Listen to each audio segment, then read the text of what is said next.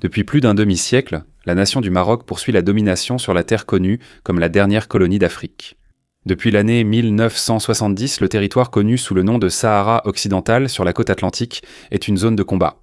D'un côté, le royaume du Maroc a progressivement annexé de plus en plus de terres et déplacé des milliers de ses propres citoyens pour peupler le territoire. De l'autre côté, un mouvement insurgé appelé le Front Polisario, représentant la population ethnique sahraoui de la région, est repoussé de plus en plus loin en plein désert, soutenu par un parrain étranger en Algérie, incapable de vraiment changer la situation.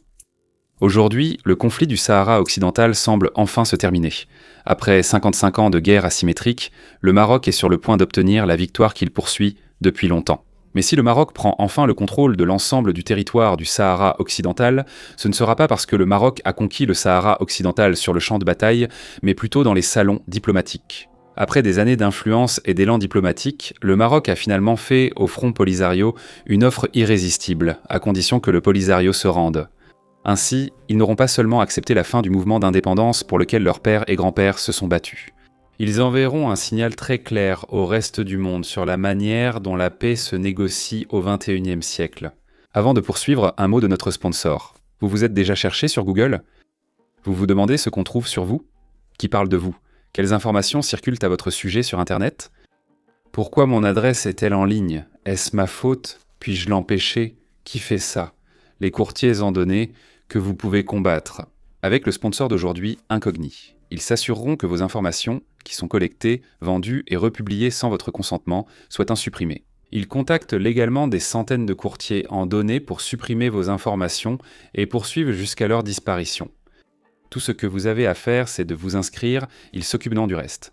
Mais ce qui est particulièrement intéressant, c'est leur formule illimitée. Elle se démarque vraiment parce qu'elle propose ce qu'on appelle des suppressions personnalisées. Vous pouvez coller n'importe quel lien, par exemple un site comme unicorte.com ou whitepage.com, et l'équipe de confidentialité d'Incogni fera en sorte de faire supprimer vos informations, même depuis des lieux hors de leur longue liste automatisée où ils traquent déjà vos données. Reprenez donc le contrôle de vos données personnelles avec Incogni. Utilisez le code WARFRONTS sur incogni.com/WARFRONTS pour bénéficier de 60% de réduction sur l'abonnement annuel. Code WARFRONTS. Retour à l'épisode d'aujourd'hui. Un tournant décisif. Pour saisir la situation actuelle au Sahara occidental, il faut d'abord comprendre l'évolution de la région. Parce que même pour ceux qui ont l'habitude de suivre les conflits mondiaux, la situation au Sahara occidental a reçu très peu d'attention au XXIe siècle. C'est parce que, bien que ce conflit vieux de 55 ans se poursuive encore en marge de la société saharienne, l'essentiel du conflit a été remporté il y a longtemps. Depuis les années 1990, le Maroc contrôle environ 70% du territoire du Sahara occidental, y compris la grande majorité du littoral et des zones habitables. La zone est séparée du reste du territoire par le mur du Sahara occidental. Un remblai de sable de 2700 km parsemé de postes militaires, d'emplacements d'artillerie, ainsi que de radars et de scanners électroniques pour assurer la surveillance. Côté marocain, des forces de réaction rapide et des chars sont toujours proches. De l'autre côté, on trouve de petits campements, des camps de réfugiés et une zone surtout ouverte, une grande partie des Sahraouis vivant réfugiés en Algérie. Alors que la République arabe sahraoui démocratique revendique l'indépendance du Sahara occidental depuis 1976. Elle est reconnue par moins de 50 pays et ne contrôle qu'une faible partie du territoire revendiqué. Ces dernières années, les combattants du Polisario et les troupes marocaines échangent parfois des tirs. Le Maroc mène parfois des frappes aériennes ou d'artillerie, tandis que le Polisario lance des attaques coordonnées à la roquette. Des gens meurent encore des deux côtés, y compris des civils, mais l'intensité des combats reste comparable à d'autres insurrections de faible intensité. La dernière grande vague de violence date de 2020, et depuis les combats restent faibles. Parallèlement, une bataille diplomatique s'est jouée, le Maroc menant une campagne pour renforcer l'acceptation et obtenir la reconnaissance internationale de sa souveraineté sur le Sahara occidental. À la fin du XXe siècle et au début du XXIe, le Maroc a eu du mal à obtenir un véritable soutien pour cette revendication. La prise de contrôle par le Maroc de la majeure partie du territoire du Sahara occidental et son annexion formelle de la région à la fin des années 1970 sont toutes deux considérées comme illégales au regard du droit international en Afrique et en Amérique latine. Les actions du Maroc ont été particulièrement impopulaires car elles ont été considérées comme un acte de colonisation éhonté. Et pire encore, une colonisation menée par un pays qui venait tout juste d'obtenir sa propre indépendance, quelques décennies auparavant. Ailleurs, les actions du Maroc ont été vivement critiquées pour la répression d'un mouvement indépendantiste et le déplacement de centaines de milliers de colons dans la zone conquise. Et le simple fait que le Maroc s'engage dans l'expansionnisme, à une époque de l'histoire où le monde voulait se voir comme étant au-delà de tels instincts primaires. La situation humanitaire n'a rien arrangé. La majorité des Sahraouis vivant dans des camps de réfugiés insalubres et sous-financés en Algérie. Leurs représentants affirment qu'ils ont été expulsés pour permettre au Maroc d'exploiter leurs ressources naturelles. Les casques bleus des Nations Unies sont présents sur le territoire depuis 1991, bien qu'un référendum prévu pour 1992 n'ait toujours pas eu lieu. En grande partie parce que le Maroc insiste pour que ces centaines de milliers de colons puissent voter lorsque les Sahraouis devront choisir entre l'intégration ou l'indépendance. Certes, la situation n'a pas été aussi problématique pour le Maroc que le contrôle d'Israël sur Gaza ou la Cisjordanie. Principalement parce que le conflit du Sahara occidental ne fait généralement pas la une des journaux, et donc il ne devient pas politiquement gênant pour les partenaires internationaux du Maroc. Mais récemment, la revendication du Maroc sur le Sahara occidental a commencé à prendre de l'ampleur à partir de 2020 avec les États-Unis sous Donald Trump. Depuis 2007, le Maroc promeut un plan modifié pour le Sahara occidental, dans lequel le territoire bénéficierait d'une autonomie limitée, tout en étant finalement gouverné par le Maroc lui-même. Ce plan était soumis au même problème que le référendum précédent, à savoir que si les colons installés par le Maroc pouvaient voter lors des élections qui en résulteraient. Ils opteraient rapidement pour une administration plaçant le Sahara occidental sous contrôle marocain, officiel ou non. Mais en 2020, Washington se concentrait sur une initiative beaucoup plus médiatisée, les accords d'Abraham, dans lesquels les États-Unis voulaient faciliter la normalisation diplomatique entre Israël et les nations du monde arabe. Le Maroc a été l'une des premières nations à adhérer aux accords, les États-Unis rendant l'accord plus avantageux en reconnaissant sa souveraineté sur le Sahara occidental. Cette décision a conduit directement à la reprise de combats à plus grande échelle, même si ce n'était que temporaire, mais les États-Unis n'en ont finalement pas vraiment payé le prix. À l'arrivée de Joe Biden en 2021, la décision a été maintenue, confirmant la position de la puissance mondiale la plus riche sur le Sahara occidental. Ensuite, l'Espagne a apporté sa reconnaissance en 2022.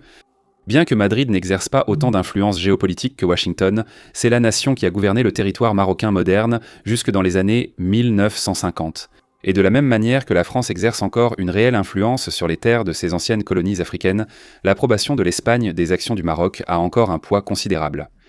Il y aurait beaucoup à dire sur la diplomatie post-coloniale, mais ce sera pour une autre fois. En 2023, Israël a soutenu la souveraineté marocaine, puis la France a rejoint le club en 2024. Le changement de position de la France était particulièrement important car, même si la France et le Maroc venaient de traverser une période de tension dans leurs relations, la France reste très influente. Avec son ancienne colonie, l'Algérie, pendant des décennies, l'Algérie avait compté sur le soutien tacite de la France, même malgré sa dépendance militaire envers la Russie. Ainsi, Paris et Moscou pouvaient aider l'Algérie à résister au Maroc dans leur rivalité régionale. La question du Sahara occidental avait été un élément clé de cette rivalité, et l'Algérie avait passé des décennies à accueillir près de 200 000 réfugiés sahraouis. Ainsi que la France privilégie le Maroc à l'Algérie était un changement majeur. En 2025, le Royaume-Uni a aussi changé sa position sur le territoire. Dire que l'approche du Maroc est, je cite, la façon la plus crédible, viable et pragmatique de résoudre le conflit.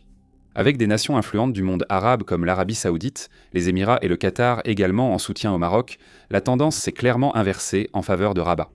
Le plus grand changement a eu lieu fin octobre 2025, lorsque le Conseil de sécurité de l'ONU a pour la première fois approuvé une résolution soutenant la souveraineté du Maroc.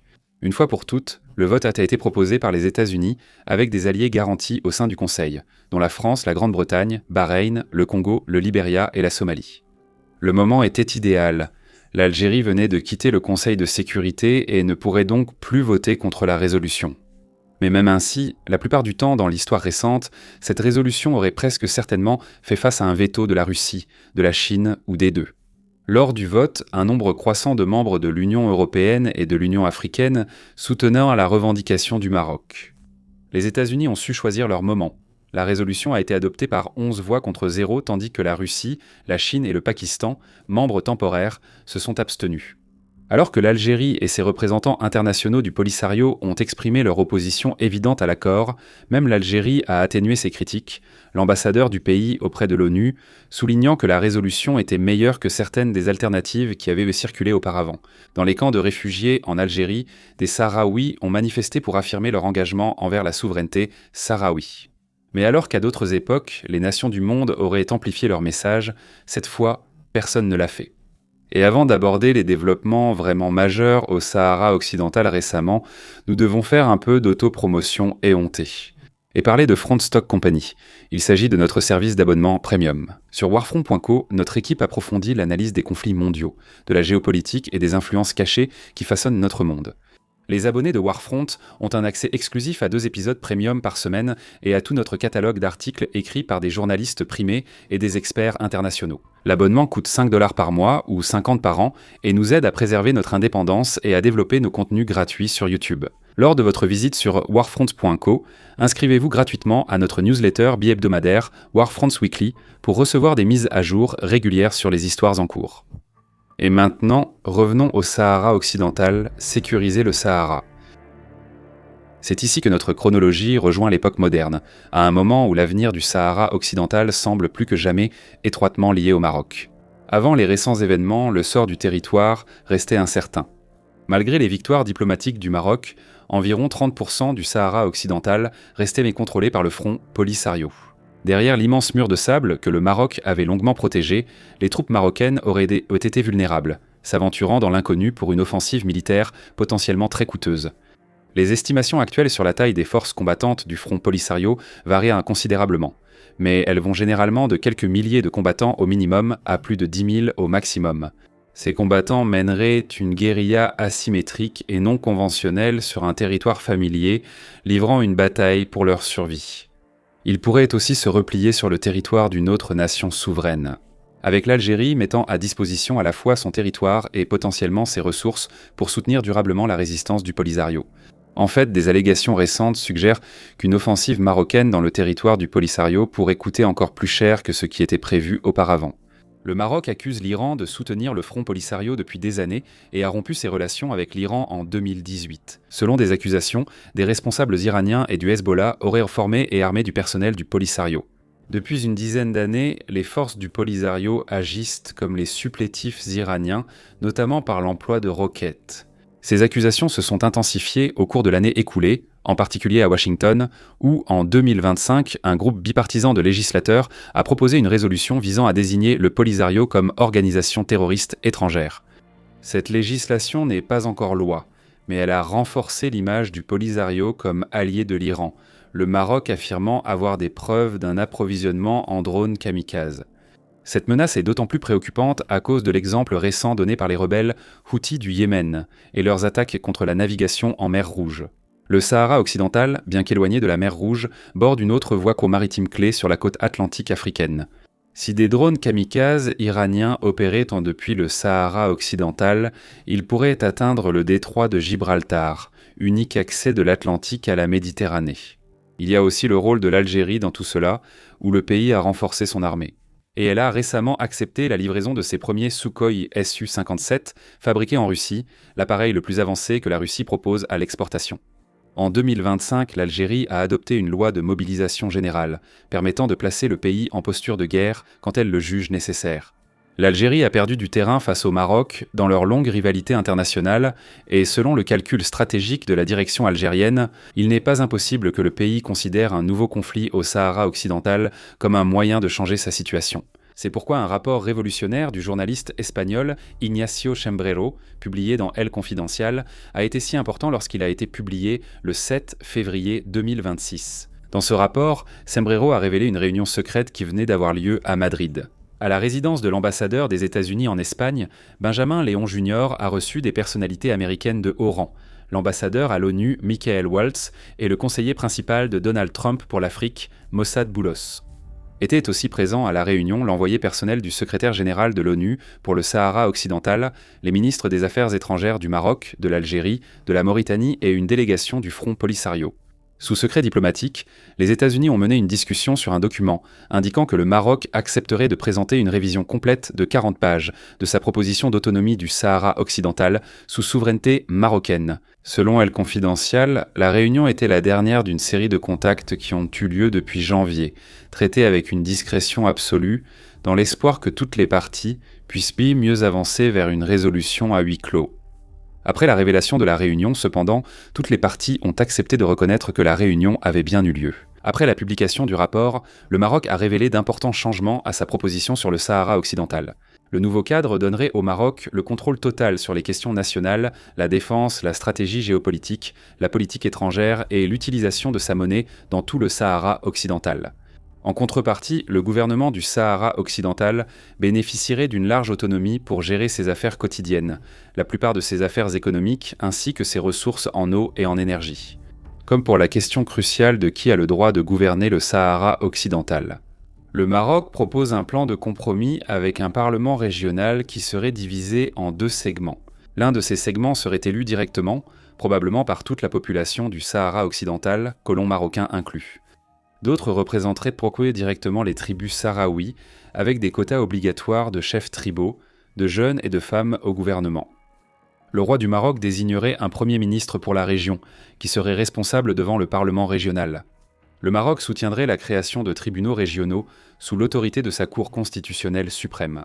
Les fonds souverains marocains investiraient massivement dans des projets régionaux avec l'aide de partenaires financiers étrangers.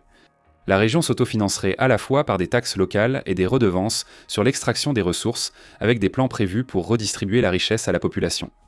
Les Sahraouis vivant en Algérie pourraient s'enregistrer et rentrer volontairement. Les ex-membres du Polisario auraient une amnistie totale et seraient réintégrés dans la société. En échange, le Polisario devrait mettre définitivement fin à toute discussion sur l'indépendance. Et bien que la population ethnique sahraoui serait représentée au gouvernement, elle devrait accepter la promotion de l'identité et du patrimoine ethnique préféré du Maroc, le Hassania, même dans les zones à majorité sahraoui. La proposition combine divers modèles d'intégration internationale ayant déjà fait leurs preuves dans d'autres processus de paix mondiaux. Le Maroc garde sa souveraineté, le Sahara occidental gagne une réelle autonomie, et les Sahraouis disposent d'une représentation claire et du contrôle régional. Bien que ce contrôle soit partagé avec des centaines de milliers de Marocains voyant ce territoire comme leur foyer, cela ne signifie pas que la proposition soit sans problème. Franchement, elle comporte tout simplement trop de failles, permettant au Maroc de renforcer son emprise sur le Sahara occidental, au point que les opposants au Maroc y sont fondamentalement opposés. Tout accord permettant au Maroc de revendiquer sa souveraineté sur ce territoire doit être rejeté. L'acceptation par le Maroc d'une place définie pour les Sahraouis dans les structures régionales. La mise en place de systèmes judiciaires et d'autres protections ralentira le processus de prise de contrôle par le Maroc, mais cela n'empêchera pas ce processus d'avoir lieu. À terme, assez de différends seront réglés dans les plus hautes juridictions marocaines et de colons s'installeront dans la région. Que les résultats des votes soient enjoués d'avance et que suffisamment de personnes soient réinstallées, réintégrées. Les Sahraouis finiront par s'adapter à la nouvelle méthode, et le Maroc pourra obtenir le contrôle souhaité. Il se peut cependant que le Maroc ne veuille pas instaurer un tel contrôle, et que le Maroc soit vraiment heureux d'accepter ce cadre semi-autonome et de s'y conformer sur le long terme. Mais après 55 ans de conflit, ce n'est pas comme si la communauté sahraoui, qui s'est opposée au Maroc pendant des générations, fasse confiance aux bonnes intentions du Maroc. Dans des situations comme celle-ci, la perception compte autant que la réalité, voire plus. Et la perception de l'engagement du Maroc envers un accord de ce type est loin d'être favorable dans les régions situées en dehors de la mûre des sables du Maroc. Le fait que les dirigeants algériens et du Polisario aient assisté à cette réunion secrète au Maroc ou participé au processus de paix plus large marque un changement majeur en faveur des intérêts du Maroc. Ni l'Algérie ni le Polisario ne s'engageraient dans ce processus s'ils étaient donc fondamentalement contre un règlement. Et à ce stade de l'histoire régionale, ils perçoivent probablement tous les deux que les affaires régionales et mondiales ont évolué contre leurs intérêts. La Russie et la Chine soutiennent moins le Polisario qu'avant, comme le montre leur abstention lors de la récente résolution du Conseil de sécurité appuyant le plan d'autonomie du Maroc. Alors que l'une ou l'autre de ces nations, ou les deux, auraient pu opposer leur veto et faire échouer la résolution, celle-ci a été adoptée non pas parce que la Russie et la Chine ont été mises en minorité, mais parce qu'elles ont décidé de ne pas utiliser leur droit de veto. Par ailleurs, si l'Iran soutenait le Front Polisario, alors ce soutien s'est presque certainement affaibli, car ses réseaux de relais à travers le Moyen-Orient ont été démantelés. Son régime fait face à la ruine économique et à la menace d'une destruction par Israël et les États-Unis. Par ailleurs, Washington soutient désormais totalement une solution marocaine au Sahara occidental. Et toutes les nations européennes qui auraient normalement le poids et la volonté géopolitique de s'opposer aux États-Unis, comme la Grande-Bretagne, la France et, sur cette question précise, l'Espagne, sont désormais alignées sur l'approche des États-Unis. Alors que l'Algérie aurait pu espérer profiter d'un nouveau conflit au Sahara occidental, ce calcul a sans doute changé.